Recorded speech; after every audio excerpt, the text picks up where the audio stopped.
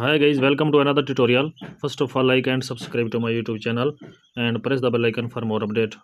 Then we are going to start a new video. Please watch the full video, like the video and subscribe to my YouTube channel. How to make a designing shape on Pixel Lab easily. Open the Pixel Lab, select a shape, remove the background color, duplicate the shape, save the shape, change the color, select the stock, adjust the color red, green, select the texture, go to the gallery, select a photo, adjust the shape, change the background color.